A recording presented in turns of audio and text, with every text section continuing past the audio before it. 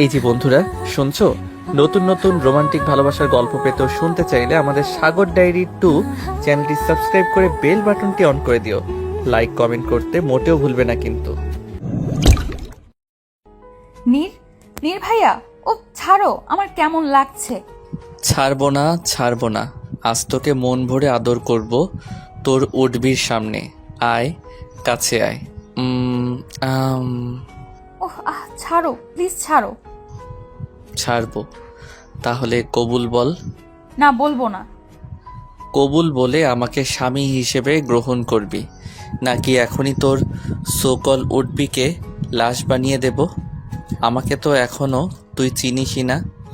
আমি খারাপ হলে যে কতটা খারাপ হতে পারি তোর কোনো আইডিয়া নেই। কথাগুলো অনেকটা রেগে ধমকিয়ে বলল নীর।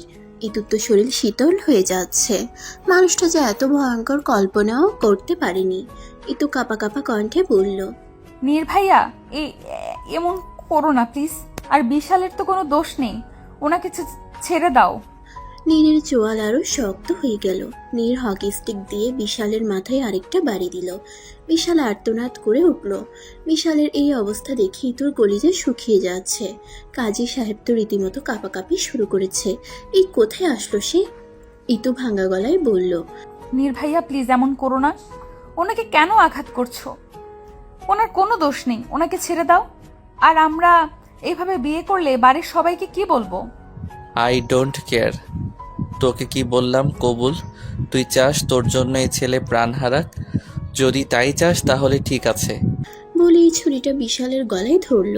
টান দেবে তখনই ইতু বলে উঠল, করবো বিয়ে, একটা মানুষকে মেরো না। বলেই কান্না করতে লাগলো। নীর কাজী সাহেবকে বলল। কাজী সাহেব?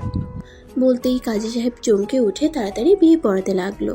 কিছুক্ষণের মাঝেই নীর আর ঋতু বিয়ের পবিত্র বন্ধনে আবদ্ধ হলো। ঋতু চুপ হয়ে আছে। কি হলো এটা? সবকিছু পাল্টে গেল। নীর ওর বন্ধু পিয়াসকে বলল, পিয়াস, বল, কি হয়েছে? এই বিশাল অমানুষটাকে হসপিটালে ভর্তি কর, কিন্তু ওর হাতের চিকিৎসা যেন না করে।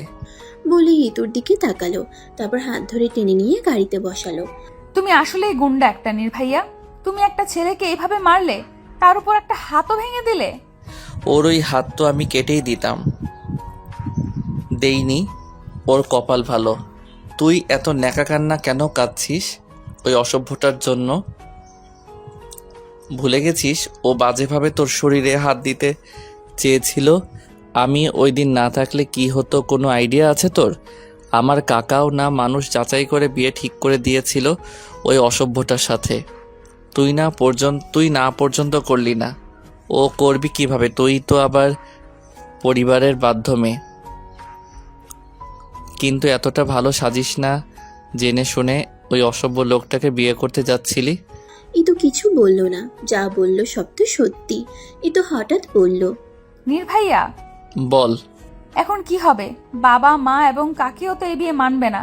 তুমি যে আমাকে বাড়ি থেকে তুলে নিয়ে আসলে, বাড়িতে তো এতক্ষণে কিয়ামত শুরু হয়ে গেছে। না মানলে না মানবে, তাতে আমার কি? তুই এখন আমার ওয়াইফ। তোর ফ্যামিলি কিছু করতে পারবে না। যদি পুলিশ কেস করে? হা হা হা। তোর হাজবেন্ড যেখানে সিবিআই অফিসার, তোর কিসের এত চিন্তা? এটা ঠিক না। আমার বাবা মা অনেক কষ্ট পাবে, আমি তাদের কষ্ট দিতে চাই না। চুপ। একটা কথাও বলবি না। বেশি কথা বললে ধাক্কা দিয়ে গাড়ি থেকে ফেলে দেব। তুমি খুব পচা, হার্টলেস একটা। আবার কান্না করে। চুপ কর, চুপ কর বলছি। ইতু নীরের ধমক শুনে চুপ হয়ে গেল। মুখে আঙ্গুল দিয়ে করুণ দৃষ্টিতে তাকালো নীরের দিকে। হাজার চেষ্টা করেও কান্না আটকে রাখতে পারল না। আবার ভ্যা করতেই নীর অগ্নি দৃষ্টি নিয়ে তাকালো ইতুর দিকে। ইতু আবার চুপ হয়ে গেল, কিন্তু হিচকি বন্ধ হচ্ছে না। নীর ইতুকে বলল, শান্ত হ। এত কান্না করছিস কেন? চাচা, পানির বোতলটা দাও তো। নেও। নীর ইতুকে পানির বোতল দিল। ইতু কাঁপা কাঁপা হাতে বোতল নিয়ে সামান্য গলাটা ভিজালো। ইতু বাহিরের দিকে তাকিয়ে ফুপিয়ে কেঁদে যাচ্ছে। নীর ইতুর হাত ধরে টেনে ইতুকে নিজের বাহুডোরে আবদ্ধ করে নিল। ইতু উঠতে চাইলেই আরো শক্ত করে জড়িয়ে ধরল। ইতু দূরে সরে যেতে নিলেই নীর বলল, এত নাড়াচাড়া করছিস কেন? স্থির থাকতে পারিস না? ছাড়ো, আমাকে ছাড়ো।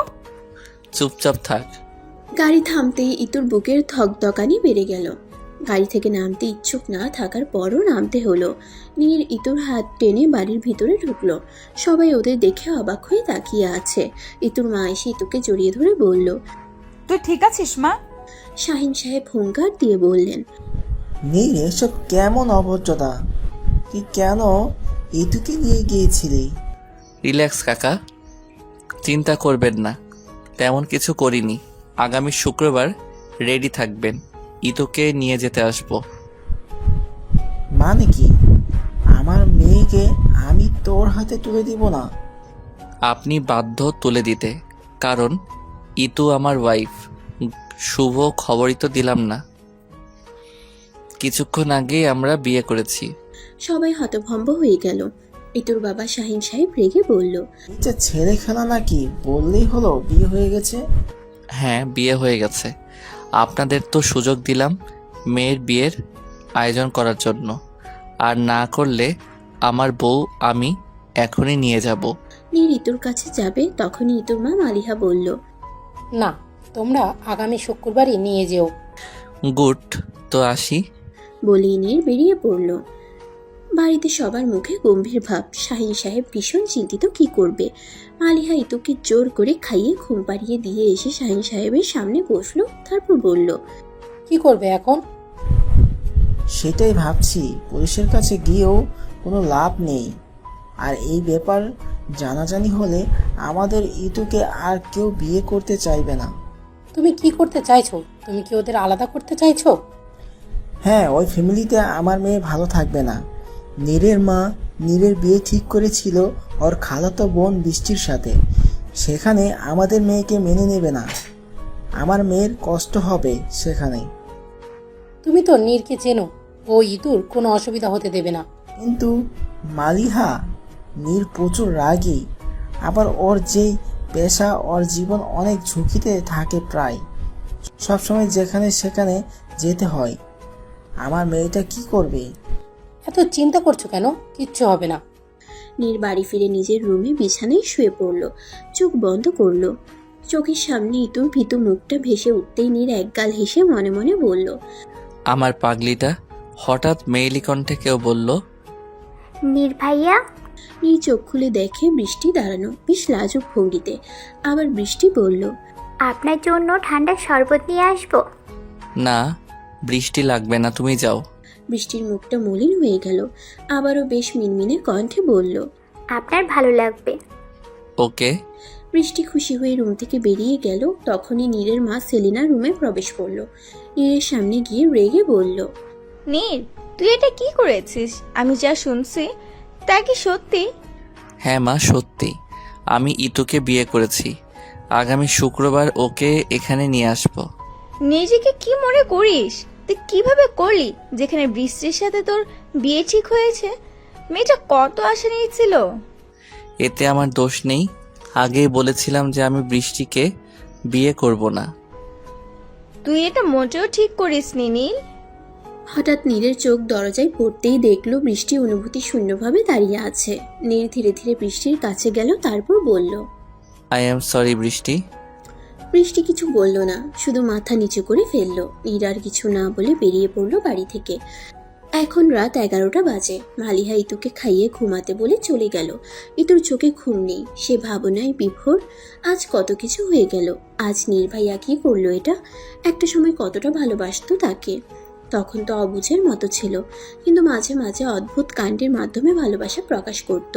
আবার মাঝে মাঝে এমন করতো যেন তার সাথে ইতুর কোনো কথা জীবনেও হয় নাই। কতবার নিশ্চুপভাবে তার ছোট হৃদয়টাকে ভেঙেছে। হঠাৎ মেসেজ আসলো। আওয়াজ পেয়ে ভাবনার জগৎ থেকে বেরিয়ে আসলো ইতু। মেসেজে নীর বলল, বারান্দার দরজা খোলো। ইতু আতকে উঠল, বিছানা থেকে নেমে দৌড়ে গিয়ে দরজা খুলল। ও পাশে নীর দাঁড়ানো। নীর তাড়াতাড়ি রুমে ঢুকে বিছানে গিয়ে বসলো। ইতু তো হা হয়ে আছে, তবুও নিজেকে সামলে বলল, নীর ভাইয়া, তুমি এখানে? কিন্তু এত রাতে এখানে কেন? কেন? আজ আমাদের বাসর রাত না? আজ রাত কি আলাদা থাকা যায়? নীরের কথা শুনে ইতু আকাশ থেকে পড়ল। ইতুর অবাক হওয়া দেখে নীর কোনো রিয়াকশন দেখালো না।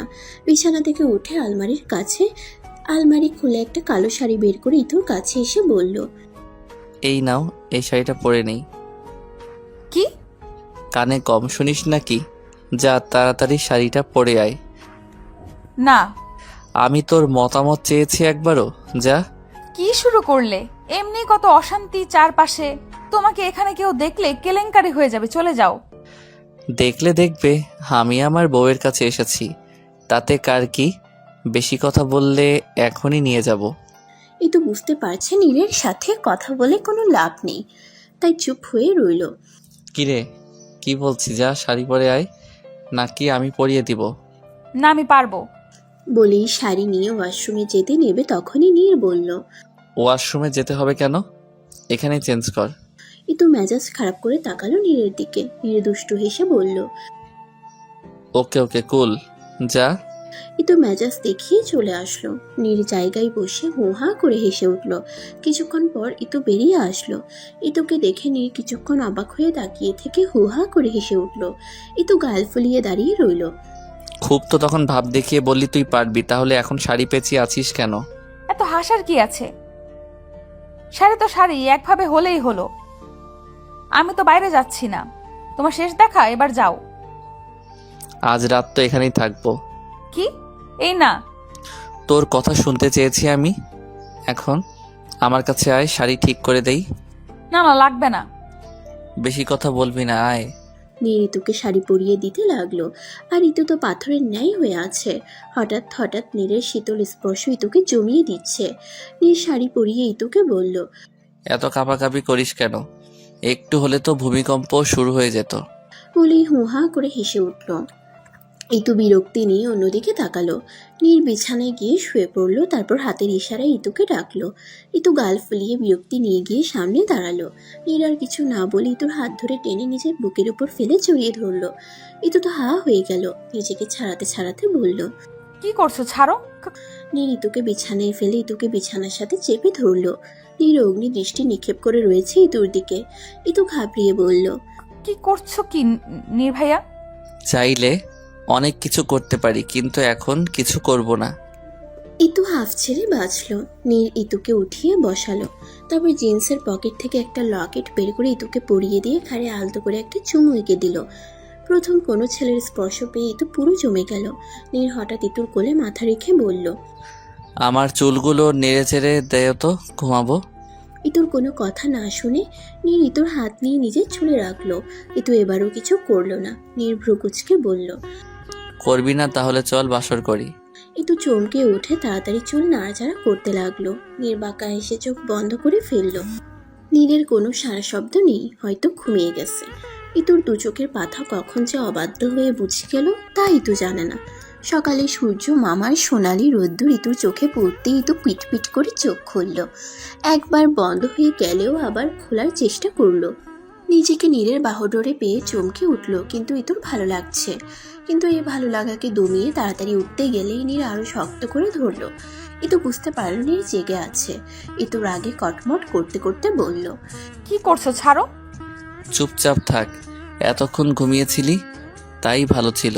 ইতু জোর করে উঠে বলল, তুমি কি শুরু করেছো? আর কয়টা বাজে?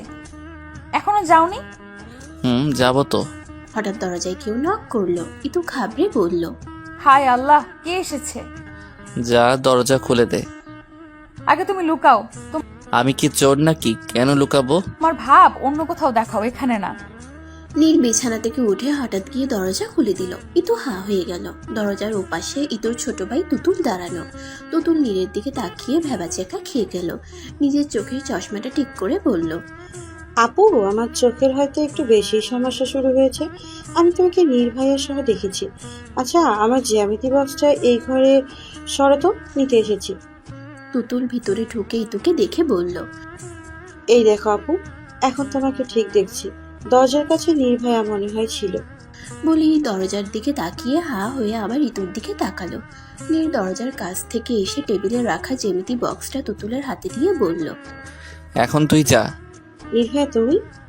জি, ছোট বিদ্যাসাগর, এখন যা, আমাদের বিরক্ত করিস না।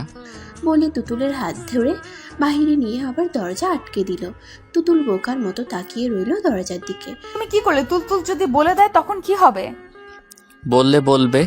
আচ্ছা আমি গেলাম, সাবধানে থাকিস আর ঠিকমতো খাওয়া দাওয়া করিস, আর এসবের চক্করে পড়াশোনা খেয়ে বসিস না। তোর লাইফ আগেও যেভাবে ছিল আজও তেমন আছে।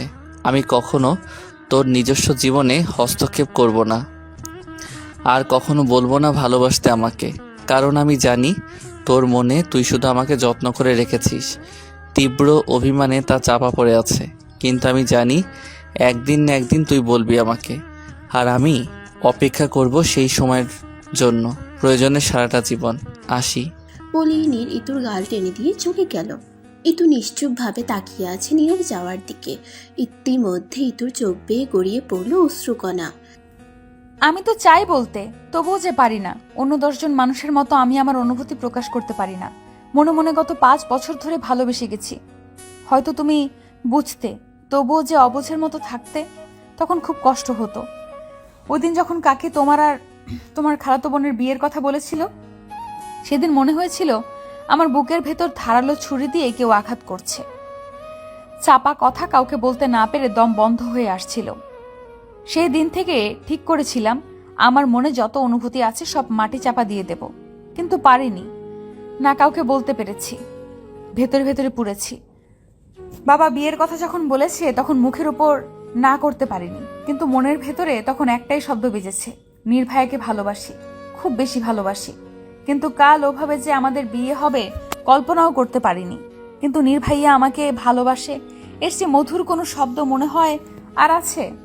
আকাশ লালচে রং ধারণ করেছে, সূর্য ধীরে ধীরে ডুবে যাচ্ছে, আকাশে পাখিরা তাদের নিরে ফিরে যাচ্ছে, চারপাশে মৃদু বাতাস বইছে।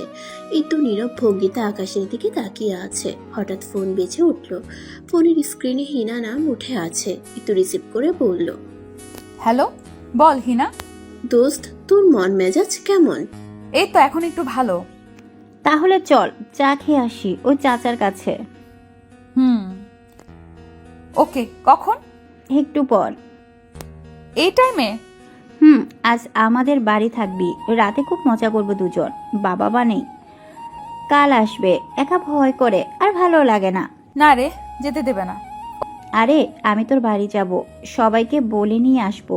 না করবে না, আঙ্কেল আন্টি কত ভালোবাসে আমাকে, তা তো তুই জানিস। ওকে আয় তাহলে, রাখি। ইতু কথা শেষ করে পিছনে ঘুরে দেখলো তুতুল দাঁড়িয়ে আছে। ইতু ভ্রু কুঁচকে বলল, কিরে তুই এমন ভূতের মতো দাঁড়িয়ে আছিস কেন? কার সাথে কথা বলছিলে? নির্ভয়ার সাথে? চুপ কর, এত বেশি বুঝিস কেন? আর তুই এখানে কি করছিস? তোর না সামনে পরীক্ষা? এসএসসি পরীক্ষা তো সহজ না, বুঝছিস? জানি আপু, মাত্র একটা বই শেষ করে আসলাম। ভালো ভালো। আর শোন, কাউকে বলিসনি তো সকালের কথা? না বলিনি। আর যদি না চাও বলি তাহলে আমাকে একটা বই কিনে দিতে হবে। রাজি? ওকে। এই তো আমার লক্ষ্মী আপু। হয়েছে। ইতু ভ্রু কুঁচকে তাকিয়ে আছে হিনার দিকে।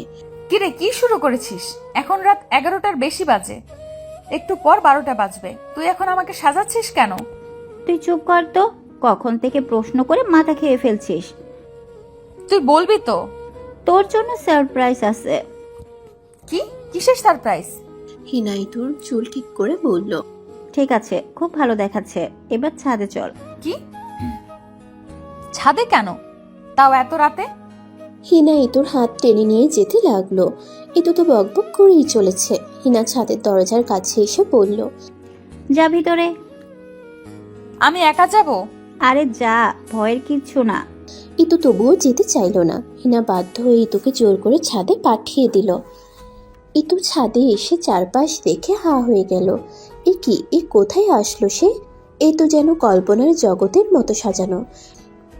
ইতু চারপাশ দেখে ইতুর মন মুগ্ধতার স্রোতে ভেসে গেল। হঠাৎ সামনে তাকাতেই ইতুর বুকের ভিতরে ধকধকানি বেড়ে গেল।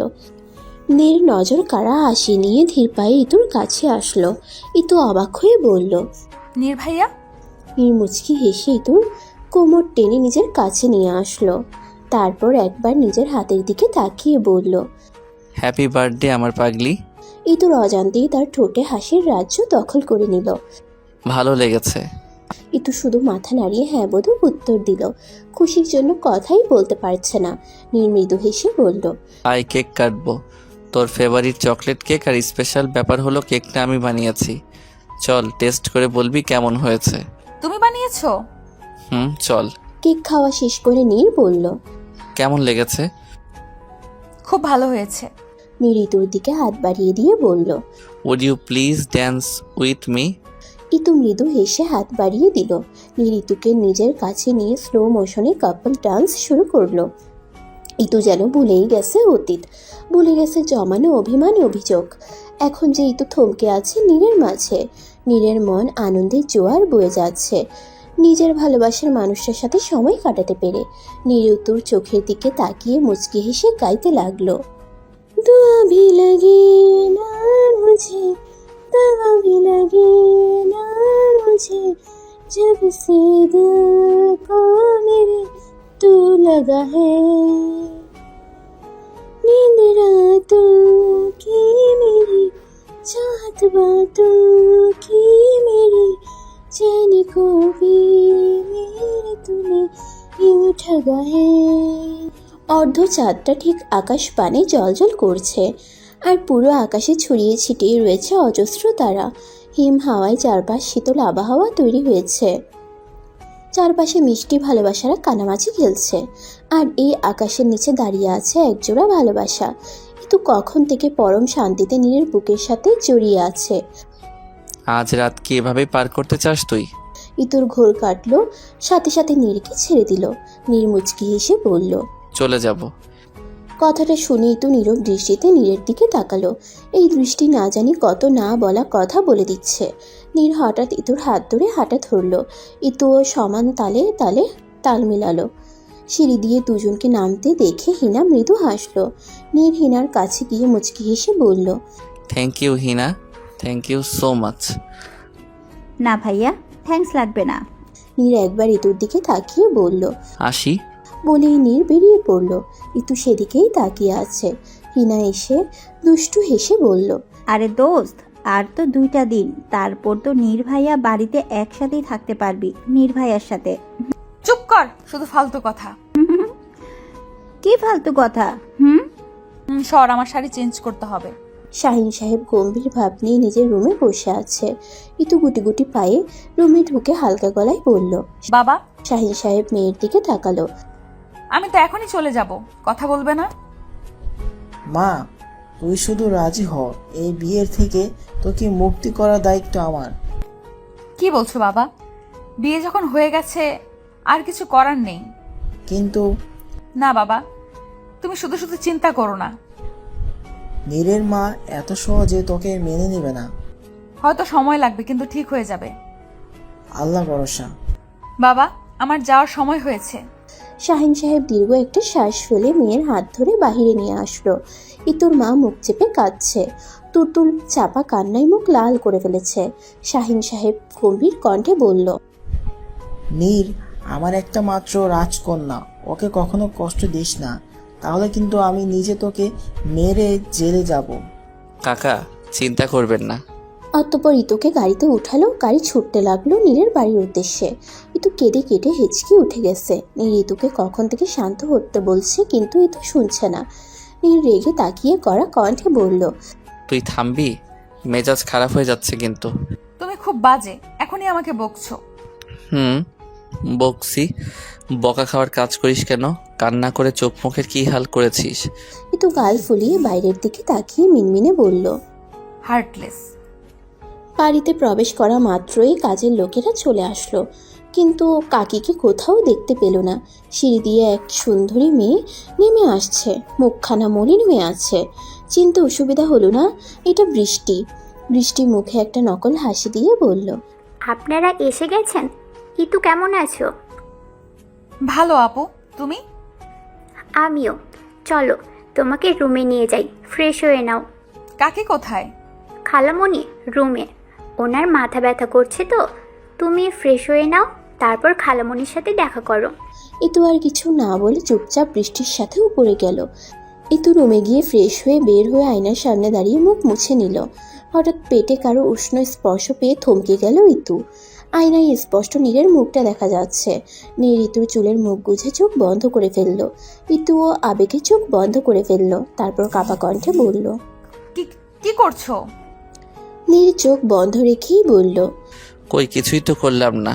বৃষ্টি এসেছিল খেতে ডাকতে, নক না করে ভিতরে ঢুকে নিজেই বেকায়দায় পড়ে গেল। উল্টো ঘুরে বলল, সরি, আমার নক করে আসা দরকার ছিল। কেন এসেছিলে? ওই খাবার খেতে যাওয়ার জন্য। ওকে তুমি যাও, আমরা যাচ্ছি। বৃষ্টির কণ্ঠ পেয়ে ইতুয়ার নীর দূরে সরে গেল। বৃষ্টি মাথা নাড়িয়ে চলে আসলো। বুকের ভিতরটা চিনচিনে ব্যথা হচ্ছে, চোখের কোণে কষ্টরা জড়ো হলো বৃষ্টির। যাকে ভালোবাসে তাকে অন্য কারোর সাথে দেখাটা যে কি যন্ত্রণার, এটা শুধু সেই জানে। একতরফা ভালোবাসাগুলোর পরিণতি হয়তো এমনই হয়। ইতু ছোট ছোট পা ফেলে নীরের মা রুমে ঢুকলো। নীরের মা বসে একটা বই পড়ছে। ইতুকে দেখে চোখ তুলে তাকালো। ইতু হালকা কণ্ঠে বলল, কেমন আছো কাকি? নীরের মা গম্ভীর কণ্ঠে বলল, ভালো, তুই কেমন আছিস? ভালো, খেতে চলো। ইচ্ছে করছে না, মাথা ব্যথা করছে। মাথায় মলম লাগিয়ে দেব। না থাক, এত যত্ন দেখাতে হবে না, পারলে আমাকে একটু একা ছেড়ে দে। ইতুর মুখটি ছোট হয়ে গেল। এমন কিছুর মুখোমুখি হতে হবে তা তো জানা ছিল। ইতু কিছু না বলে মাথা নিচু করে চুপচাপ বেরিয়ে পড়ল। খাবার টেবিলে মন খারাপ করে বসতেই নীর বলল, কি হয়েছে তোর? মা কোথায়? কিছু বলেছে তোকে? ইতু তাড়াতাড়ি বলে উঠল, না, আমাকে কিছু বলেনি। কাকির মাথা ব্যথা করছে, তাই আসেনি। বৃষ্টি বসা থেকে উঠে বলল, আমি দেখে আসি। না, তুমি খাবার খাও। বলেই চম্পাকে খাবার প্লেট নিয়ে মা রুমে যেতে বলল। নীরও ওর মা রুমের দিকে হাঁটা দিল। টেবিলে বসে থাকলো ইতু আর বৃষ্টি। বৃষ্টি বলে উঠল, তুমি খাচ্ছ না কেন? খেয়ে নাও। ইতু মৃদু হেসে সম্মতি দিল। চম্পা খাবার নিয়ে সেলিনার সামনে রাখতে সেলিনা গম্ভীর কণ্ঠে বলল, এইসব কি আমি কি আনতে বলেছি? নিয়ে যা। তখনই নীল ঠুকে চম্পাকে যেতে বলল। চম্পা চুপচাপ বেরিয়ে পড়ল। নীল সেলিনার সামনে বসে খাবার হাতে নিয়ে বলল। মা মুখ খুলো। সেলিনা স্পষ্ট জানিয়ে দিল খাবে না। আমার উপর রেগে খাবে না কেন? তোমার মেডিসিনও আছে, ভুলে গেছো? নাও মুখ খুলো। ভালোবাসা দেখাতে হবে না এখন। এটা কেমন কথা মা? আমি কি ভালোবাসি না তোমাকে? বাসিস না, বাসলে আমার কথার অবাধ্য কখনো করতি না। মা বোঝার চেষ্টা করো। যদি বৃষ্টির সাথে আমার বিয়ে হতো না, আমি নিজে ভালো থাকতাম না ওকে ভালো রাখতে পারতাম। এভাবে জেনে শুনে কোনো সম্পর্কে না জড়ানো ভালো। মা মরা মেয়ে ছোট থেকে এখান থেকে বড় হয়েছে, তোকে কত পছন্দ করতো, ওর কেমন লাগছে তুই জানিস? হয়তো জানি না, কিন্তু ধীরে ধীরে ঠিক হয়ে যাবে। তুমি চাইলে বৃষ্টির জন্য ভালো ছেলে আনবো। তুমি আমার বন্ধু মেঘকে তো চেনোই, আমাদের এখানে এসেছিল। ও বৃষ্টিকে দেখে খুব পছন্দ করেছিল। মেঘ খুব ভালো ছেলে। বৃষ্টি এখন রাজি হতে চাইবে না। আর তুই যা, এখন খাবো না আমি। ওকে ফাইন, খেতে হবে না, আমিও খাবো না। না খেয়ে কাজে চলে যাব। তুই আমাকে ব্ল্যাকমেল করছিস? এবার মুখ খুলো। সেলিনা না চাইতেও খেয়ে নিল। ইতু আর বৃষ্টি বসে কথা বলছিল। বৃষ্টির চোখ হঠাৎ ইতুর গলায় পড়তেই বলে উঠল, ওয়াও ইতু, তোমার লকেটটা তো খুব সুন্দর। কোত্থেকে কিনেছো? ইতু লকেটে হাত দিয়ে মুচকি হেসে বলল, নির্ভাইয়া দিয়েছে। খুব সুন্দর। এর মাঝে নীল রুমে এসে আলমারির থেকে কাপড় নিয়ে ওয়াশরুমে চলে গেল। কিছুক্ষণ পর বেরিয়ে আসতেই ইতু বলল, কোথায় যাচ্ছ? কাজে আসতে রাত হবে, বৃষ্টি ওর খেয়াল রেখো। ঠিক আছে, চিন্তা করবেন না। এর মাঝে নীরের ফোন বেজে উঠল। নীল কল রিসিভ করে বলল, হ্যালো, ধরতে পেরেছিস? ভেরি গুড, আমি আসছি, ধরে রাখ, পালাতে যেন না পারে। বলেই কল কেটে আলমারি থেকে গানটা বের করে নিল। ইতু গান দেখে ভয় পেয়ে গেল। তারপর বলল, ওটা নিয়ে কোথায় যাচ্ছ? এটা ছাড়া কি যাওয়া যায় নাকি? যখন তখন লাগে। বৃষ্টি, আমি তো বলতে ভুলে গেছি, মা তোমাকে ডেকেছিল। ও আচ্ছা, আমি গেলাম। বৃষ্টি রুম থেকে বেরিয়ে যেতেই নীল হঠাৎ ইতুর কপালে নিজের অদর ছোঁয়ালো। তারপর মিষ্টি হেসে ইতুর গাল টেনে বলল, আসি। আর তুই পড়তে বস, কাল থেকে ভার্সিটি যাব আবার। বলে নীল বেরিয়ে পড়ল। ইতু কিছুক্ষণ অবাক হয়ে থেকে লাজুক হাসলো। সামনে একটা ছেলেকে চেয়ারের সাথে বেঁধে রাখা হয়েছে। তার সামনে নীল পকেটে হাত দিয়ে সিরিয়াস ভঙ্গিতে দাঁড়িয়ে আছে, আর তার পাশে মেঘ দাঁড়ানো। সব নীরবতার সমাপ্তি ঘটিয়ে নীল বলে উঠল, বল, এখন পর্যন্ত কতগুলো মেয়েকে বাহিরে পাচার করেছিস? চেয়ারের সাথে বাঁধা আহত ছেলেটা বাঁকা হেসে বলল, তা জেনে কি করবেন অফিসার? ভালোই ভালোই আমাকে যেতে দিন। তা তো সম্ভব না। তোদের লজ্জা করে না যে মেয়েদের গর্ভে জন্ম নিয়েছিস সেই মেয়েদের বাহিরে পাচার করে দিস? অত সব দিয়ে আমার কি, আমাকে ছেড়ে দেন, নইলে আপনার সামনে ঘোর বিপদ অপেক্ষা করছে। বিয়ে করেছেন নতুন, শুনেছি আপনার বউটা বলে হেব্বি সুন্দরী। ওকে। আর কিছু বলার আগে রেগে এক লাথি মারল নীর। ছেলেটা আর্তনাদ করে চেয়ার নিয়ে পড়ে গেল। নীর আর কিছু বলার আগে মেঘ নীরকে ধরে ফেললো, তারপর বলল, ওর কথাই কান দিস না, ও কিছু করতে পারবে না। ছেলেটা আবার হেসে বলল, আমি জেলে থাকলে এটা ভাববেন না যে আমি কিছু করতে পারবো না। নীরের চোয়াল শক্ত হয়ে গেল। নীর কিছু করার আগে মেঘ ধরে ফেললো। মেঘ জোর করে নীরকে বাহিরে নিয়ে আসলো, আর ভিতরে ছেলেটা পাগলের মতো হেসেই চলেছে। নীর মেঘকে বলল, আমাকে ছাড়। ওকে তো। রিল্যাক্স নীর, তোর আঘাত লেগেছে, তুই বাড়ি যা। এইসব কিছু না। আমি আস্তে আস্তে কিভাবে পালালো, মাঝ রাস্তায় না দেখলে তো এই অমানুষটা হাতের বাহিরে চলে যেত। ওকে কড়া গার্ডে রাখিস, আবার যেন না পালায়। না জানি মেয়েগুলোকে কোথায় লুকিয়ে রেখেছে। ওদের পাচার করার আগে উদ্ধার করতে হবে। আর ও একা নয়, কেউ আছে এখনও যে হাতের নাগালে নেই, গা ঢাকা দিয়ে আছে। ওকে খুঁজে বের করতে হবে, নইলে যে আরও কত মেয়ের জীবন নষ্ট হবে। মেঘ বলল, আমরা গোপনে খোঁজ চালিয়ে যাচ্ছি, আশা করি দ্রুত ধরতে পারবো। রাত 11টা ছুঁই ছুঁই। ইথু বারান্দায় দাঁড়িয়ে আকাশ দেখছে। হঠাৎ রুমের ভিতর থেকে আওয়াজ পেয়ে নীরবে এগিয়ে গেল। দেখলো নীর এসেছে। নীরকে দেখে ইতুর ঠোঁটে হাসি ফুটল, কিন্তু পরক্ষণেই ভয় চেপে ধরলো ইতুকে।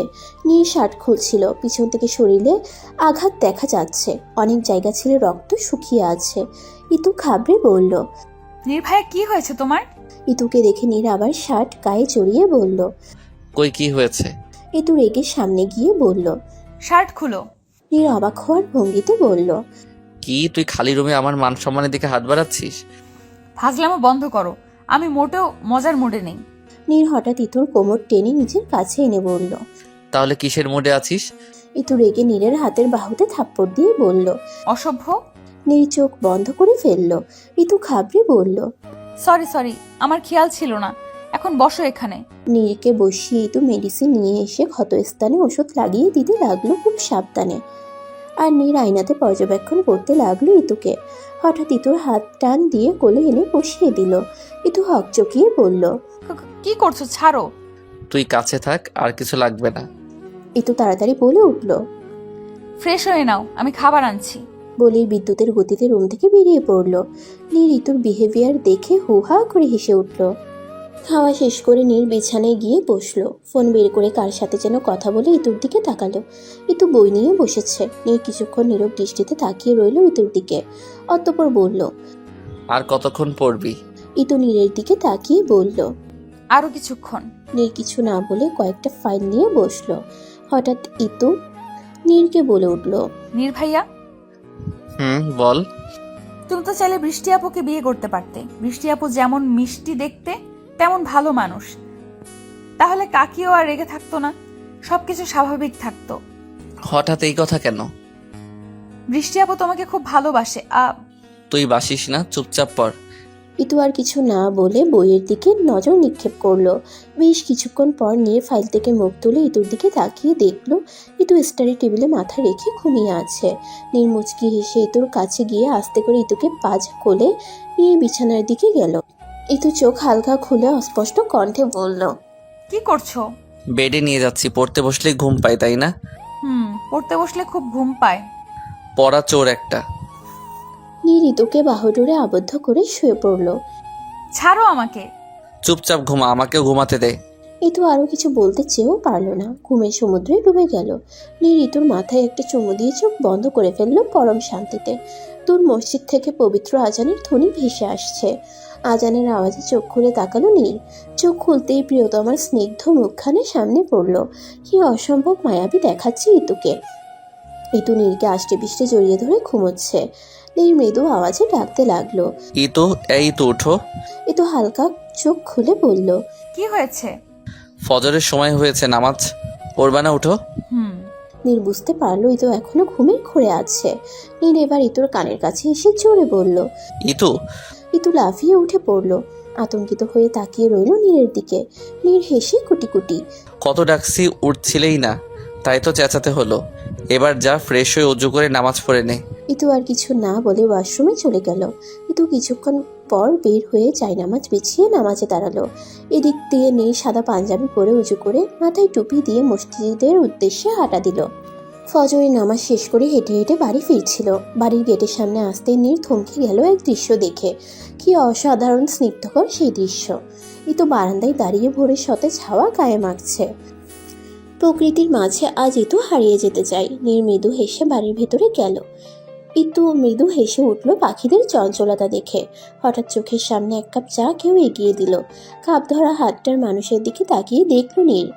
ইতু কাপটা নিয়ে মুচকি হেসে সামনে তাকালো। নীরও সঙ্গ দিল। বেশ কিছুক্ষণ দুজন চুপ হয়ে প্রকৃতির দিকে তাকিয়ে রইল। হঠাৎ নীর বলল, এত গভীরভাবে কি দেখছিস? ওই দেখো, গাছের ডালে দুটো চড়ুই পাখি কখন থেকে খুনসুটি করছে। খুব সুন্দর দেখা যাচ্ছে সবকিছু। খুব সুন্দর। মাঝে মাঝে এমন নিখুঁতভাবে তো আমাকেও দেখতে পারিস। তোমাকে সাদা পাঞ্জাবিতে খুব ভালো দেখাচ্ছে নীর ভাইয়া। এই, তুই ভাইয়াটাকে বন্ধ করবি, কেউ শুনলে হাসবে। আমার তো ছোট থেকে এই অভ্যাস, এত সহজে যাবে না। অভ্যাস চেঞ্জ কর, নইলে তোর খবর আছে। কোন বেলার খবর? সব বেলার। আমি রুমে গেলাম, রেডি হই, ভার্সিটিতে যাব। বলে ইতু রুমে চলে গেল। ইতু রুমে গিয়ে বোরখা পরে রেডি হলো। কিছুক্ষণ পর দুজন বেরিয়ে পড়লো। ভার্সিটির সামনে এসে গাড়ি থামালো নীর। ইতু নামতে যাবে তখনই নীর বলল, ইতু দাঁড়া। কি হয়েছে? একটু কাছে আয় তো। ইতু একটু মাথা এগিয়ে নিয়ে বলল, বলো। নীর ইতুর কপালে একটা ভালোবাসা দিয়ে বলল, সাবধানে থাকিস।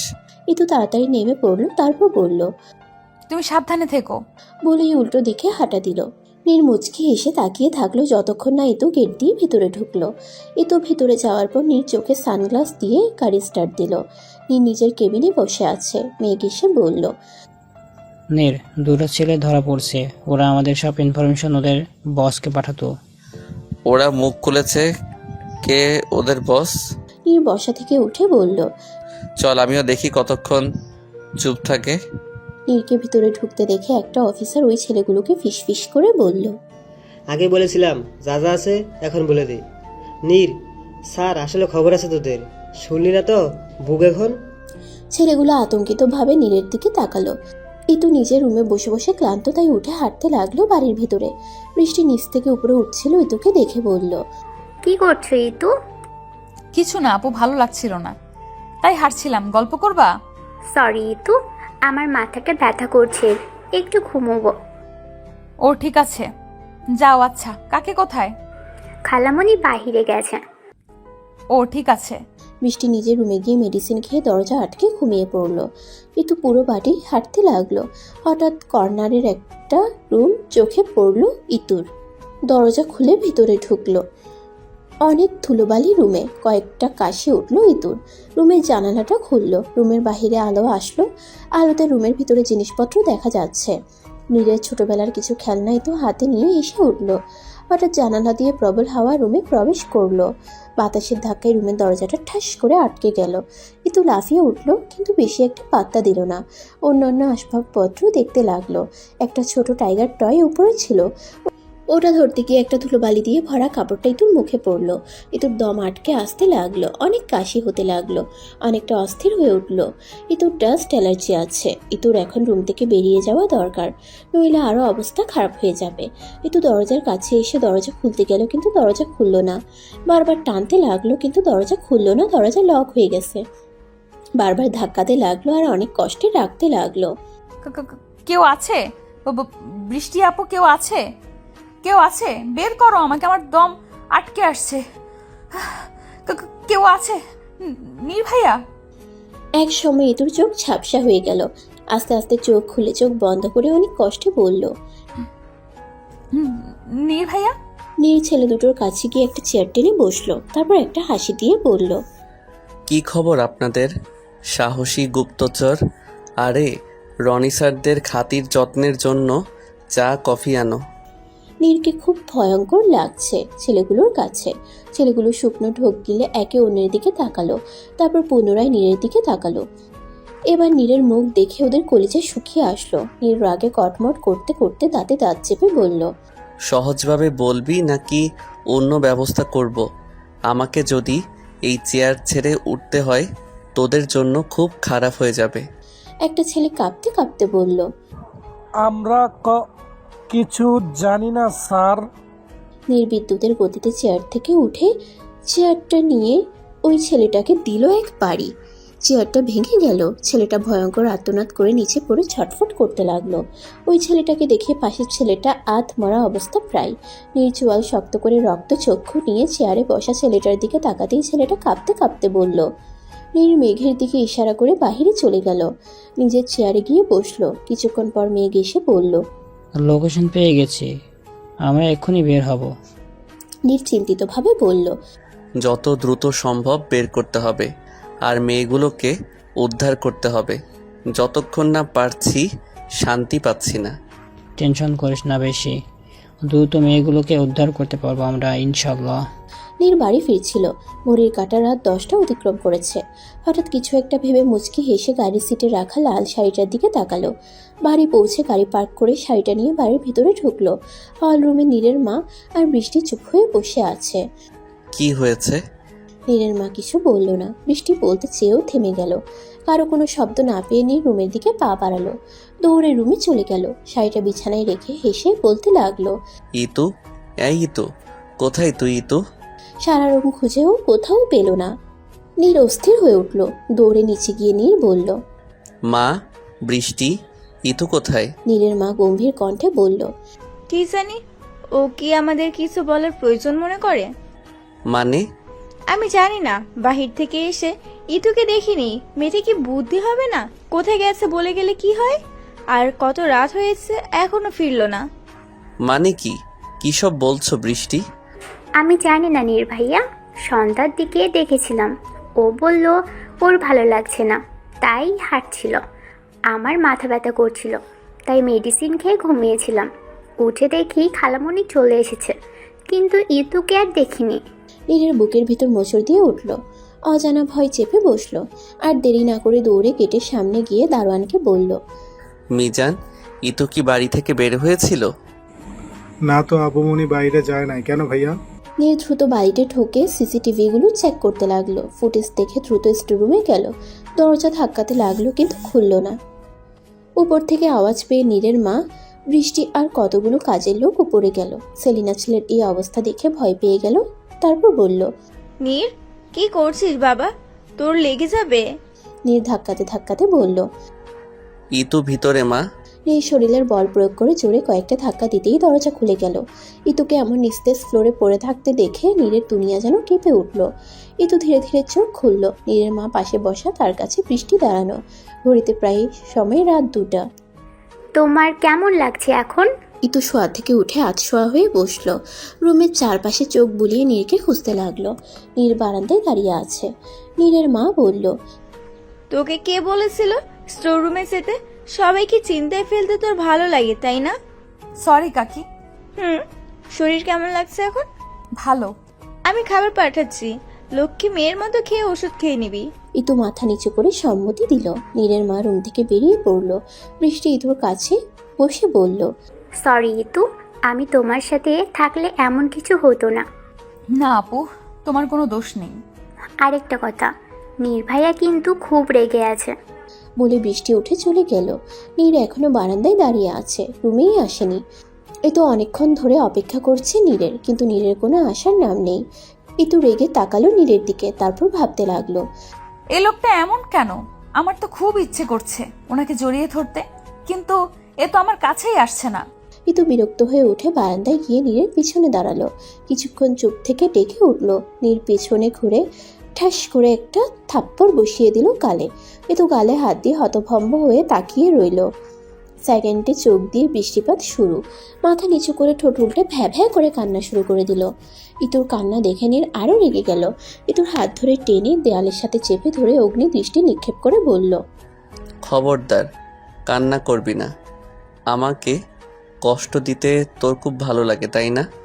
মেরে ফেলতে চাস আমাকে? ইতু ভয়ে কান্না করতে করতে বলল। আমি চুপ। ইতু কেঁপে উঠল। এর মাঝে ঘরের দরজায় কেউ নক করলো। নীর ঋতুকে ছেড়ে দরজার কাছে গেল, দেখলো বৃষ্টি খাবার নিয়ে এসেছে। নীর খাবার নিয়ে রুমে আসলো। ইতু এখনো বারান্দায় দাঁড়িয়ে মুখ চেপে কান্না করছে। নীর বারান্দায় গিয়ে ইতুর হাত টেনে রুমে নিয়ে আসলো, তারপর বসিয়ে খাবার হাতে নিয়ে বলল, মুখ খোল। আমাকে রাগাস না ইতু, মুখ খোল। কথা কানে যায় না, আরেক গালে দেবো আরেকটা। মুখ খোল। ইতু কিছু না বলে চুপ হয়ে রইল। নীর ঋতুর মুখ চেপে জোর করে খাবার মুখে ঢুকিয়ে দিল। ইতু হতভম্ব হয়ে তাকিয়ে রইল। নীর গম্ভীর কণ্ঠে বলল, আমার দিকে না তাকিয়ে থেকে মুখের খাবার শেষ কর। খাওয়া শেষ করে মেডিসিন খেয়ে বিছানায় গিয়ে শুয়ে পড়ল ইতু। উল্টো দিকে ঘুরে কান্না করতে লাগলো আর মনে মনে বলতে লাগলো, না খাবো না, আর কথা বলবো না তোমার সাথে। তুমি আসলে একটা হার্টলেস, ভীষণ ভীষণ পচা তুমি। হঠাৎ ঘাড়ে কারো উষ্ণ স্পর্শ পেয়ে থমকে গেল ইতু। নীর ঘাড়ে মুখ ডুবিয়ে জড়িয়ে ধরে আছে। ইতু কিছু বলল না। এই হার্টলেস ছেলেটার সাথে আর কোনো কথা নয়। হঠাৎ ঘাড়ে পানির স্পর্শ পেয়ে ইতু অবাক হয়ে গেল। নীর কি কান্না করছে? ইতু এই মুহূর্তে কি করবে বুঝে পাচ্ছে না। নীরের সাথে কি কথা বলা দরকার। ইতুর ভাবনার মাঝে নীর কান্না মিশ্রিত কণ্ঠে বলতে লাগলো, আই অ্যাম সরি ইতু, তোকে হার্ট করার কোনো ইচ্ছে আমার ছিল না। তুই বুঝবি না যখন তোকে ওভাবে ফ্লোরে পড়ে থাকতে দেখছি, আমার যেন জান বেরিয়ে গিয়েছিল। Sorry, I am really sorry. Itu আর নিজেকে ঠিক রাখতে পারলো না। উল্টো দিকে ঘুরে ছলছল দৃষ্টিতে তাকিয়ে বলল, নির্ভাইয়া, আই এম সরি। আমি ইচ্ছে করে তোমাকে কষ্ট দিইনি। তুমি প্লিজ এমন করো না। আমার খুব কষ্ট হচ্ছে তোমাকে এইভাবে দেখে। এই আবার কান্না শুরু করেছিস? চুপ। সরি। থাম পাগলি, তোর কোনো দোষ নেই, তুই সরি বলছিস কেন? এখন ঘুমা, অনেক রাত হয়েছে, কাল ভার্সিটি যেতে হবে না? আর তুমি? আমি আবার কি? তুমি কাজে যাবে। তা তো যেতে হবে। তুমি কাল ছুটি নাও। সম্ভব না, অনেক কাজ আছে, এখন ঘুমা। বলেই ইতুকে বাহু ধরে আবদ্ধ করে নিল। ইতু আস্তে আস্তে হাত দিয়ে নীরকে জড়িয়ে ধরলো। নীর বেশ অবাক হলো ইতু ওকে জড়িয়ে ধরেছে। নীর যেন ভালো লাগার রাজ্যে ডুবে গেল। নীর হঠাৎ বলল, ইতু, আমি কি ঠিক দেখছি? তুই কি সত্যি? ইতু হঠাৎ নীরের ঠোঁটে এক আঙ্গুল দিয়ে কথা আটকে দিল। নীর পুরো অবাক হয়ে গেল। ইতু চোখ বন্ধ রেখেই বলল, ঘুমাও। নীর মুচকি হেসে ঠোঁটে রাখা আঙ্গুলে চুমু খেতেই ইতু সাথে সাথে আঙ্গুল সরিয়ে নিল। নীর মুচকি হেসে চোখ বন্ধ করে নিল। নীর কেবিনে বসে আছে। নীরের মনটা আজ একটু হালকা, কারণ ২৬ জন মেয়েকে উদ্ধার করতে পেরেছে, তাদের আপন জনদের কাছে ফিরিয়ে দিতে পেরেছে। কিন্তু তাদের মাঝে একটা মেয়েকে খুব নির্যাতন করা হয়েছে। মেঘ এসে নীরের সামনে চেয়ারে বসলো। নীর মেঘকে বলল, ওই সীমা মেয়েটার কি অবস্থা? হাসপাতালে আছে, ওর বাবা মাও আছে। এতদিন পর মেয়েকে পেয়ে যেমন খুশি হয়েছে, তেমন মেয়ের এমন অবস্থা দেখেও খুব ভেঙে পড়েছে। কিন্তু আমরা যাওয়ার আগেই পালিয়েছে অসভ্যটা।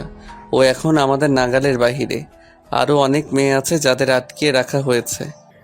মামুন, লোকটি ভীষণ খারাপ। এমন কোনো ক্রাইম নেই যে সে করেনি। ওকে দ্রুত খুঁজে বের করতে হবে। এর মাঝে টেলিফোন বেজে উঠল। নীর ফোন ধরে বলল, হ্যালো। ও পাশের কথা শুনে স্পিকারে দিল। নীর আবার বলল, হ্যালো। ও পাশ থেকে একটা লোক ভিলেন মার্কা হাসি দিয়ে বলল, কি অফিসার নীর, আপনি কি ভেবেছেন আমাকে ধরা এত সহজ? Shut up. আরে আরে আস্তে, আপনি আজ অনেক ক্ষতি কইরা দিলেন। অন্যের বউ বোনের জন্য এত মায়া, এত চিন্তা। যদি আপনার বউ বোন হয় তাহলে কেমন হয়? মুখ সামলে কথা বল, তোকে শেষ করে ফেলবো। নীর রেগে মেঘকে বলল, নম্বর ট্র্যাক কর ফার্স্ট। নীর চিন্তায় পড়ে গেল। তো ওয়াশরুম থেকে বেরিয়ে এসে আয়নার সামনে ভেজা চুল ছাড়ছিল আর গুনগুন করে গান করছিল। হঠাৎ পিছন থেকে কেউ জড়িয়ে ধরতেই আটকে উঠল। পরক্ষণেই আবার শান্ত হয়ে গেল। মৃদু হেসে বলল, তুমি এত তাড়াতাড়ি চলে আসলে যে? ভালো লাগছে না তাই তাড়াতাড়ি চলে আসলাম। ঠিক আছে, ফ্রেশ হয়ে নাও, আমি তোমার জন্য চা নিয়ে আসি। ওকে। একটু রান্নাঘরে গিয়ে ভালো মতো চা বানিয়ে রুমে গিয়ে দেখে নীর আগের শার্ট এতেই বিছানায় শুয়ে আছে। একটু মুচকি হেসে নীরের কাছে গিয়ে বসলো। না, ফ্রেশ হয়ে শুয়ে পড়লে যে? নীর চোখ না খুলে ইতুর কোলে মাথা রেখে বলল। চুলগুলো নেড়ে দেয় না বউ? ইতু বউ কথাটা শুনে মুচকি হাসলো, তারপর বলল। ফ্রেশ হয়ে নাও। না, ইচ্ছে করছে না, ঘুমাবো। আর শোন, মেঘ আসলে ডেকে দিস। ইতু নীরের চুলগুলো নেড়ে দিতে লাগলো। বৃষ্টি রান্নাঘরে জুস বানাচ্ছিল। হঠাৎ কলিং বেল বেজে উঠল। বৃষ্টি গিয়ে দরজা খুলল। বৃষ্টি মেঘকে দেখে মিষ্টি হেসে বলল। কেমন আছেন? মেঘ আগের নাই তাকিয়ে আছে। শুনতে পাচ্ছেন? মেঘের এতক্ষণে ঘোর কাটলো, নিজেকে স্বাভাবিক করে বলল। কিছু বলে? বললাম কেমন আছেন। ও ভালো, তুমি? আমিও। ভিতরে আসুন। তুমি? জি বলুন, কি খাবেন? চা নাকি কফি নাকি ঠান্ডা কিছু? যেটা খাওয়াবে। মানে? মানে হলো কফি। ওকে। আরে শোন, বলুন। নীরকে ডেকে দাও। ওকে। বৃষ্টি কফি বানিয়ে মেঘকে দিয়ে উপরে গেল, নীরকে ডাকতে গেল। দরজায় নক করতে ইতু এসে দরজা খুলে দিল। বৃষ্টিকে দেখে বলল। কিছু বলবা আপু? নীর ভাইয়াকে বল মেঘ ভাইয়া এসেছে। ঠিক আছে। বৃষ্টি চলে গেল। ইতু গিয়ে নীরকে ডেকে তুলল। নীর ওয়াশরুমে গিয়ে ফ্রেশ হয়ে বের হতেই ইতু দৌড়ে সামনে গিয়ে বলল। নীর ভাইয়া শোনো, বল। আমি আমাদের বাড়িতে যাব কিছুদিনের জন্য। বাবা মা তুতুল সবাইকে দেখতে খুব ইচ্ছে করছে। এখন না, তোকে একা যেতে দেব না। কেন? তাহলে তুমিও আমার সাথে চলো। এখন না। কেন? প্লিজ। না, এই তো এখন না, জেদ করিস না। না না, যাবো। চুপ, না করেছি না। ইতু কেঁপে উঠল ধমক শুনে। ফেসটা বাচ্চাদের মতো করে ফেললো। এই বুঝি খেতে ফেলবে। নীর নিজেকে শান্ত করে ইতুর হাত ধরে বলল। ইতু শোন। ইতু হাত ছাড়িয়ে নিয়ে চলে গেল। অনেকটা রাত হয়েছে। আকাশে বাঁকা অর্ধচাঁদ দেখা যাচ্ছে। সেই চাঁদের আলো গায়ে মেঘে বারান্দায় দাঁড়িয়ে আছে ইতু। শীতল পরিবেশ, মাঝে মধ্যে ঝড়ো বাতাস এসে ছুঁয়ে দিচ্ছে ইতুকে। কপালের উপরে পড়ে থাকা চুলগুলো নড়ে উঠছে সে বাতাসের ঝাপটায়। ইতু এক মনে আকাশের দিকে তাকিয়ে আছে। হঠাৎ কোমরে কারো শীতল স্পর্শ অনুভব করলো। সাথে সাথে কেঁপে উঠল। ইতু কিছু বলল না। নীর হালকা কণ্ঠে বলল। রাগ করেছিস? সরি তো, আমি কিছুদিন ধরে খুব চাপে আছি, তাই হুটহাট রেগে যাই। তোকে বোঝাতে পারবো না তোদেরকে নিয়ে কতটা চিন্তায় আছি। আমাদের নিয়ে কিসের চিন্তা? বাদ দে, আমার কাজের প্রেশারটা কমুক, আমি তোকে নিয়ে যাব। সত্যি? 3 সত্যি। আচ্ছা, এই লাল শাড়িটা কার?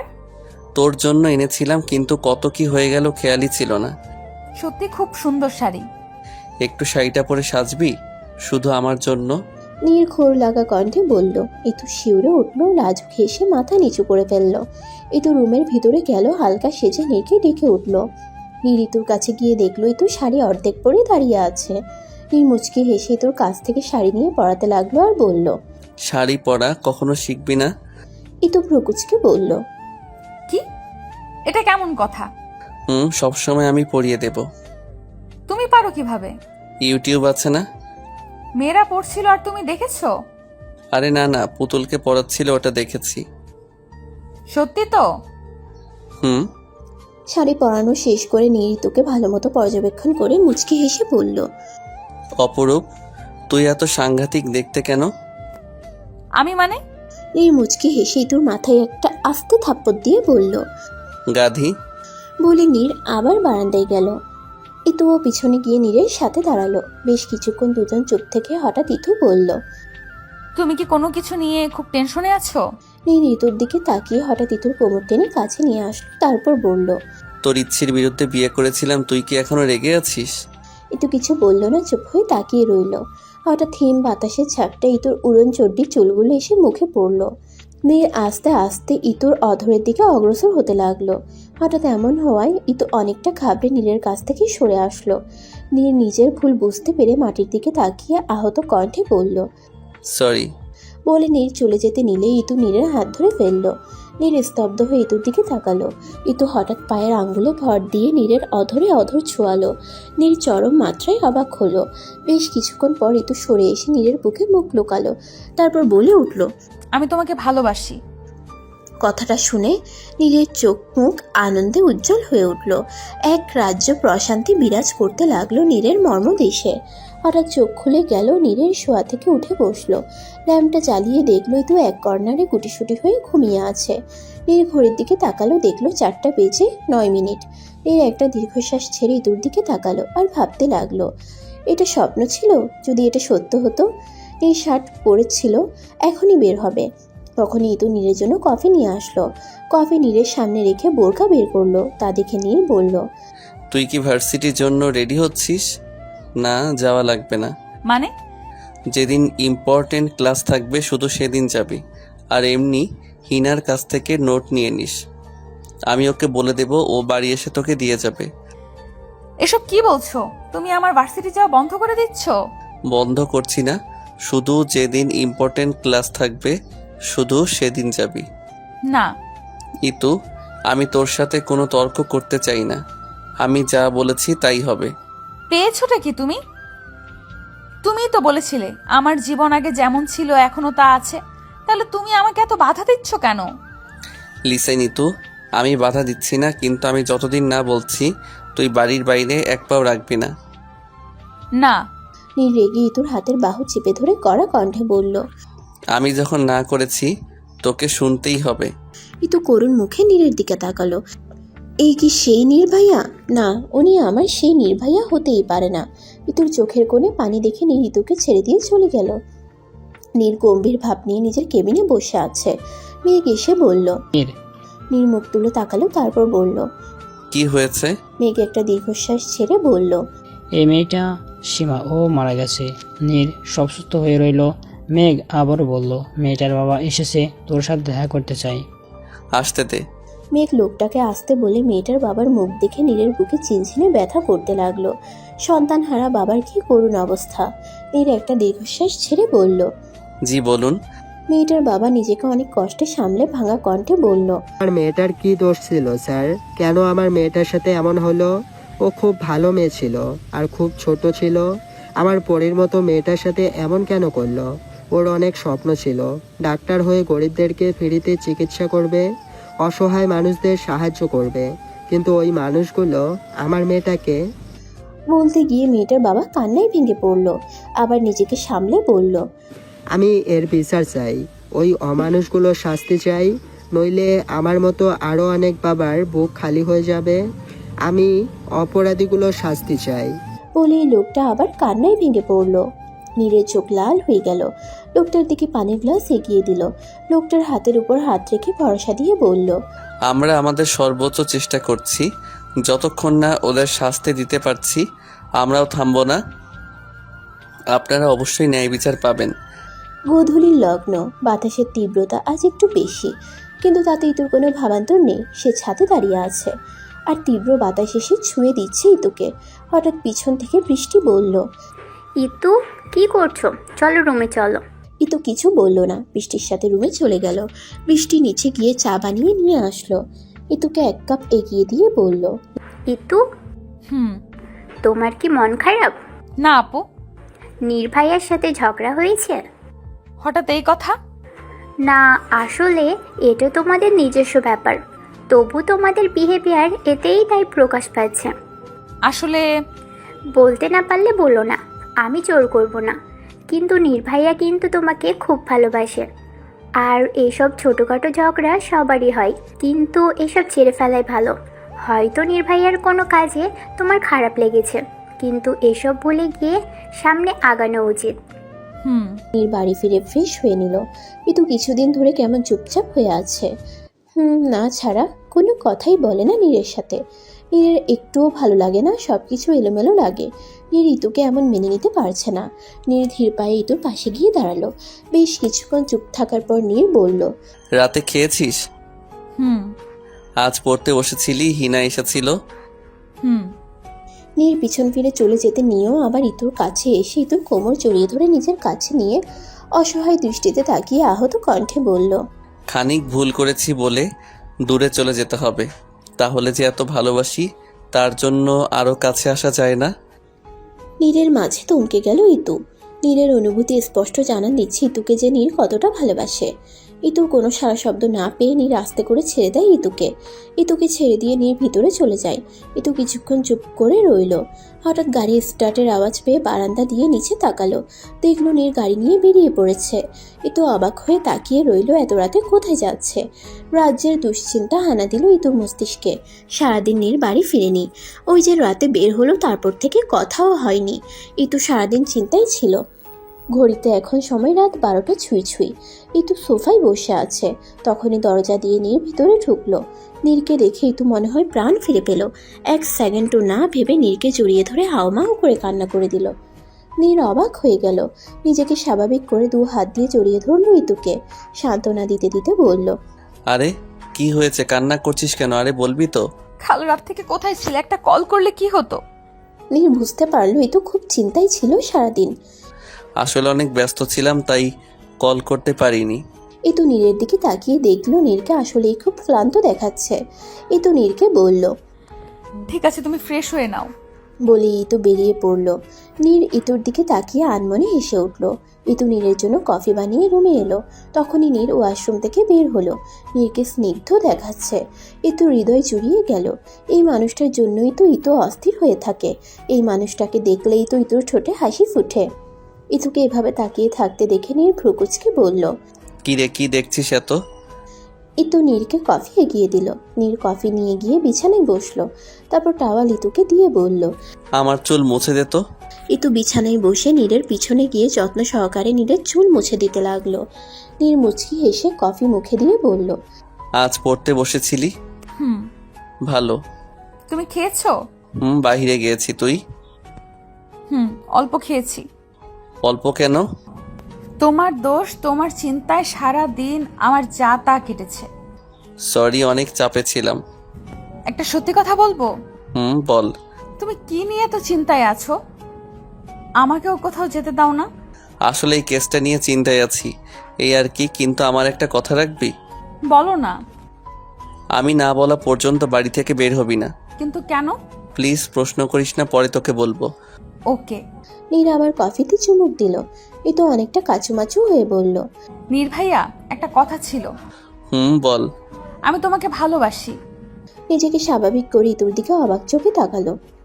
ইতু লজ্জায় মাথা নিচু করে ফেললো, তারপর বলল, এভাবে তাকিয়ে আছো কেন? নীর ইতুকে হাত ধরে টেনে কাছে নিয়ে আসলো, তারপর বলল, কি বললি আবার বল। আমি তোমাকে ভালোবাসি। নীর যেন অজানা পৃথিবীতে হারিয়ে গেল। নিজের ভালোবাসার মানুষটার মুখ থেকে ভালোবাসি কথাটা শুনতে যে কি সুখের, যা ভাষায় বোঝানো দেয়। নীর অবাক হয়ে বলল, ইতু তুই সত্যি? আর কিছু বলার আগে ইতু নীরকে জড়িয়ে ধরে বলল, খুব খুব ভালোবাসি তোমাকে। কথাটা অনেকবার বলতে গিয়েও বলতে পারিনি, কিন্তু আর নিজেকে আটকে রাখতে পারলাম না। নীরও ভালোবাসার আবেশে ইতুকে জড়িয়ে ধরে শান্তির শ্বাস ফেললো। মুচকি হেসে ইতুর কপালে ভালোবাসার পরশ এঁকে দিল। নীরের চোখে পানির ছোঁয়া পেতেই চোখ খুলে তাকালো। চোখের সামনে এক অতি সুন্দরী রমণীকে আবিষ্কার করলো। পরনে লাল শাড়ি, ভেজা চুলগুলো ছাড়ছে। নীর বিছানা ছেড়ে উঠে গেল, ইতুকে পিছন থেকে জড়িয়ে ধরে বলল, আজ সকাল সকাল এত সাজগোজ যে সকালবেলা পাগল করতে চাস আমাকে? আগে বল, শাড়ি পরলি কিভাবে? বৃষ্টি আপু পরিয়ে দিয়েছে। ও, যাও ফ্রেশ হও। যাচ্ছি। ইতু মোবাইলে হিনার সাথে কথা বলছিল। হঠাৎ ভিতর থেকে নীর ডেকে উঠল। ইতু কল কেটে ভিতরে গেল, তারপর বলল, কি হয়েছে? নীর মুচকি হেসে ইতুর কাছে এসে ইতুর চোখের সামনের বেবি হেয়ারগুলো কানের পিছনে গুজে দিয়ে বলল, আমি আসি, সাবধানে থাকিস, আর পড়তে বসবি কিন্তু। ভালোবাসি। বলে নীর ইতুর কপালে ভালোবাসা দিয়ে ইতুর গাল টেনে চলে গেল। ইতুর মন দখল করে নিল এক রাজ্য ভালোবাসা। লাজুক হেসে মাথা নিচু করে ফেলল। ইতুর সবটুকু জুড়ে রয়েছে শুধু নীর আর নীর। নীর মেঘের সাথে কথা বলছিল, তখনই সেলিনার ফোন কল আসলো। নীর বেশ অবাক হলো, কারণ এই সময় তো কল করে না। আর দেরি না করে কল রিসিভ করলো, তারপর বলল, হ্যালো মা, বলো। নীর, তুই আজ একটু তাড়াতাড়ি বাড়ি ফিরিস। কেন? আমি আর বৃষ্টি তোর মামার বাড়ি এসেছি। বেশি চিন্তা করিস না, কাজের লোকেরা তো আছেই। ঠিক আছে, তোমরা সাবধানে থেকো। আচ্ছা, তুইও। মৃত মুখে একরাশ হাসি নিয়ে নীরের কেবিনে আসলো। এসে চেয়ার টেনে বসে বলল, নীর, আমরা সাকসেসফুল। মানে হলো মামুন মেয়েগুলোকে কোথায় আটকে রেখেছে, আমরা জায়গাটা চিনেছি। সত্যি? That's great. সবাই রেডি? এখনই বের হব। আমরা ready. Very good, let's go. Neer বাড়ির গেটের সামনে এসে কখন থেকে ফোন দিচ্ছে, কিন্তু মিজান গেট খুলছে না। নীর বিরক্ত হয়ে গাড়ি থেকে নেমে গেটের কাছে ছোট দরজা দিয়ে ভিতরে ঢুকলো। মিজানের বসার জায়গায় গিয়ে নীর অবাক হয়ে গেল।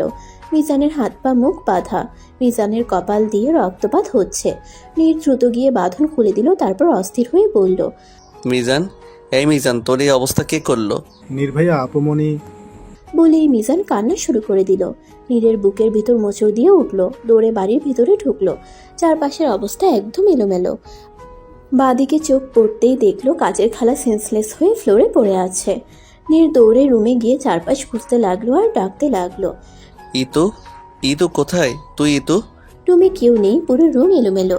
ফ্লোরে চোখ পড়তেই দেখলো ইতুর হাতের কাচের চুড়ি ভেঙে ফ্লোরে পড়ে আছে। নীর কাচের টুকরোগুলো হাতে নিল। পরক্ষণে দৌড়ে বেরিয়ে পড়লো রুম থেকে। সিসিটিভি ফুটেজ চেক করে নীরের চোয়াল শক্ত হয়ে উঠল। ফুটেজে স্পষ্ট দেখা যাচ্ছে কিছু লোক ইতুকে জোর করে টেনে নিয়ে যাচ্ছে, আর ইতু বারবার ছেড়ে দিতে বলছে আর কান্না করছে। নীরের যেন সারা শরীরে আগুন জ্বলে উঠল। ওর ভালোবাসার মানুষটাকে এভাবে টেনে হিসড়ে নিয়ে যাচ্ছে। নীরের যেন পুরো দুনিয়া কেঁপে উঠল। রক্ত চক্ষু নিয়ে তাকিয়ে আছে ফুটেজের দিকে। নীরের চোখ বেয়ে পড়ছে ক্রোধ। সবার মুখে দুশ্চিন্তার ছাপ। চারপাশের পরিবেশ থমথমে। পুরো বাড়ি যেন প্রাণহীন হয়ে পড়েছে। সেলিনা বিছানায় শুয়ে আছে। ইতুর খবর পাওয়ার পর যেন বাকরুদ্ধ হয়ে পড়েছে। নিজের উপর রাগ হচ্ছে ভীষণ। মেয়েটাকে সাথে নিয়ে গেলে হয়তো এমন হতো না।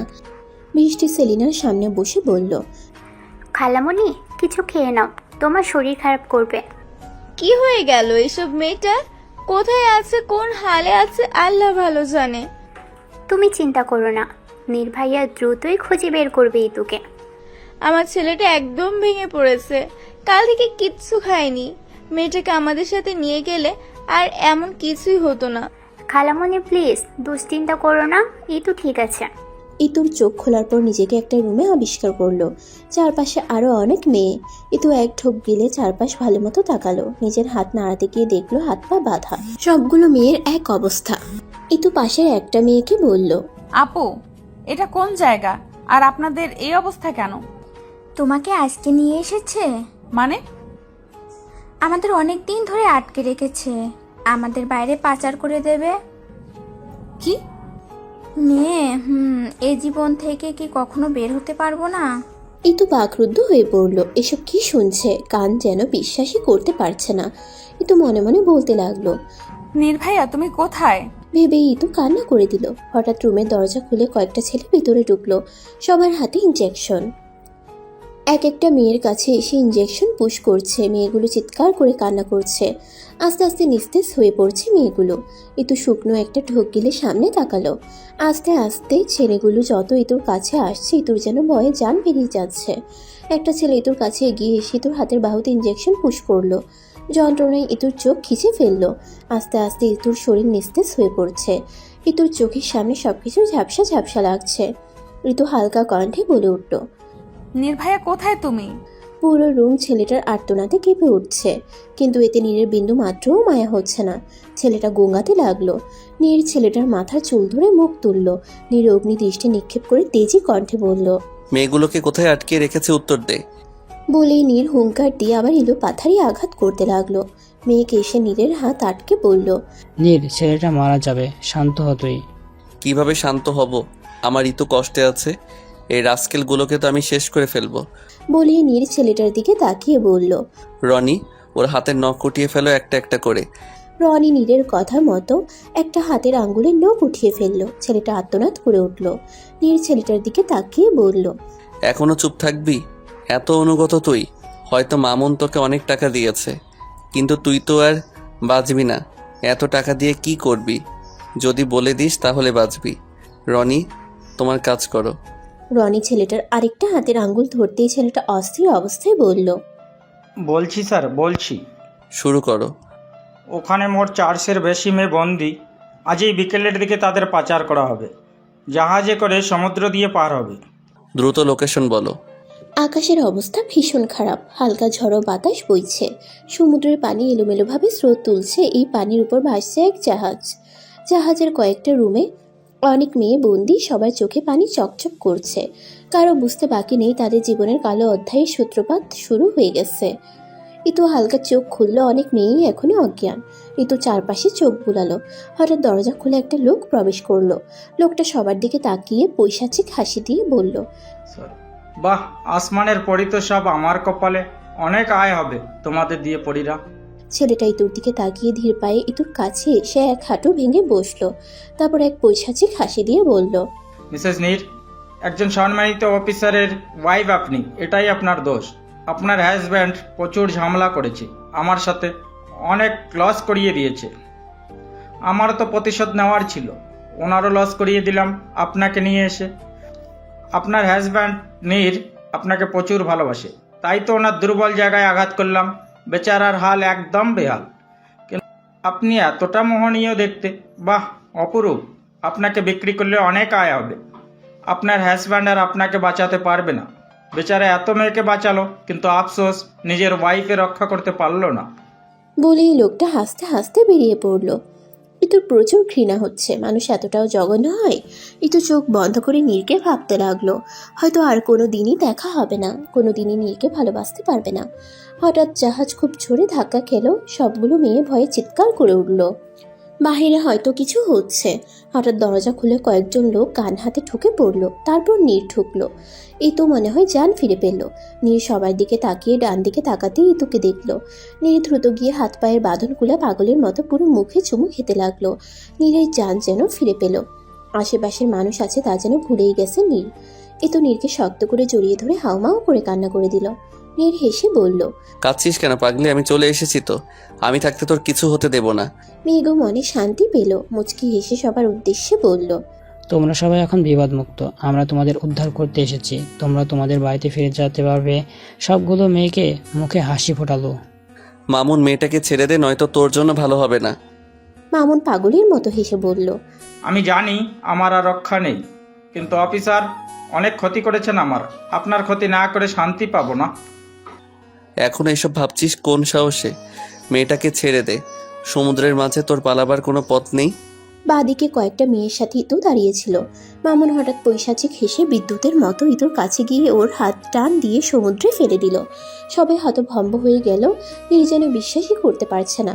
নীর পাগলের মতো কর্নারে গিয়ে সমুদ্রের স্রোতের দিকে আহত দৃষ্টিতে তাকিয়ে রইল। যেখানে ইতুকে দেখা যাচ্ছে না, সেখানে শুধু উথাল পাথাল ঢেউ।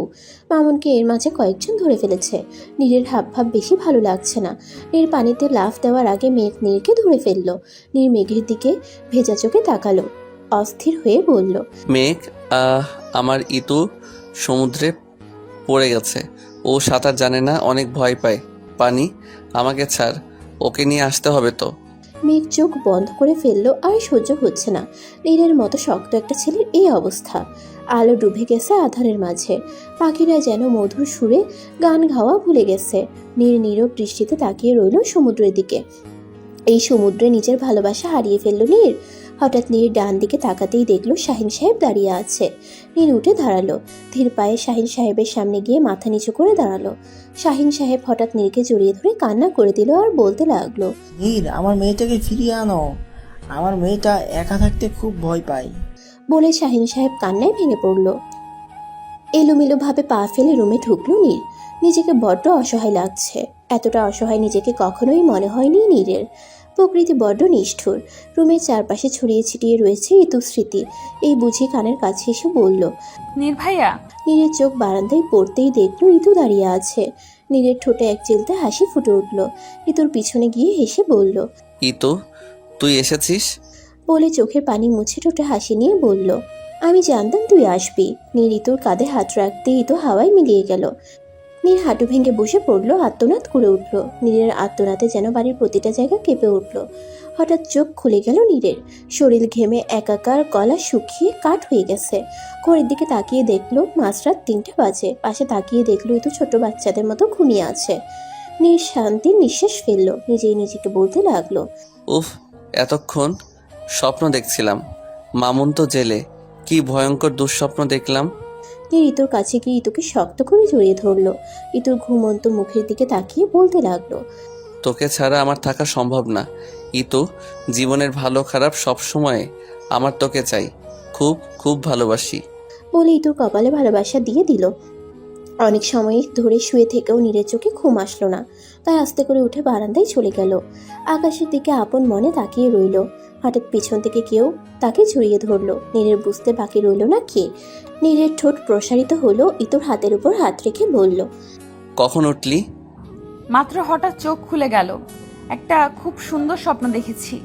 তাই কি দেখেছিস? বলবো, আগে তুমি বলো এত রাতে এখানে কেন? খারাপ স্বপ্ন দেখেছি তাই আর ঘুম আসছে না। ও, কি দেখেছো? ওইসব না হয় বাদ দে, তুই কি দেখেছিস? দেখেছি আমার টুইন বেবি হয়েছে। কি? হা, খুব ভালো কথা। ইতু মুচকি হেসে নীরের কাঁধে মাথা রাখলো। নীরব শান্তিতে পুনরায় আকাশের দিকে তাকালো। হঠাৎ ইতু বলল, শোনো, বল।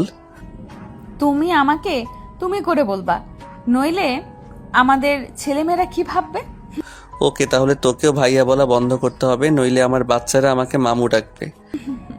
এমন করে হাসিস না, বুকে চিনচিন ব্যথা করে। ঢং। আচ্ছা শোনো, বলো। আমি মা হতে চাই। কত সুন্দর হবে বলো যদি আমাদের টুইন বেবি হয়। কি এখনই? আগে আরো কিছুদিন যাক। না, এক্ষুনি। ভেবে বলছিস তো? ওই, তুমি আবার তুই বলছো? তুমি না হয় বাহিরে বলবো, কিন্তু তোকে তুই ডাকতে বড্ড ভালো লাগে। বুঝলাম, কিন্তু আমার বেবি চাই। ওকে, আমার কোনো প্রবলেম নেই। বলে ইতুকে 5 কোলে উঠিয়ে নিল। ইতু নীরের গলা জড়িয়ে ধরে মাথা লুকালো নীরের বুকে। বৃষ্টি আর মেঘ অনেকক্ষণ ধরে চুপচাপ বসে আছে। সাথে আছে ধোয়া ওঠা কফি। এসির মাঝেও মেঘ প্রচুর ঘামছে। বৃষ্টির অপেক্ষার প্রহর শেষ করার জন্য আবার বলল, মেঘ ভাইয়া, কি করবেন বলেন? বলছি। কতক্ষণ ধরেই তো বলছেন বলছি, কিন্তু কিছুই তো বলছেন না। আসলে বৃষ্টি, আমি তোমাকে বলতে চাই যে বলেন। আসলে বৃষ্টি, আমি তোমাকে খুব পছন্দ করি। আসলে পছন্দ না, ভালোবাসি। প্লিজ তুমি রাগ করো না, আমি তোমাকে জোর করছি না। আমি শুধু আমার অনুভূতিগুলো তোমাকে জানাচ্ছি, বাকি সব তোমার ইচ্ছা। বৃষ্টি বসা থেকে উঠে বলল, আমি আসি।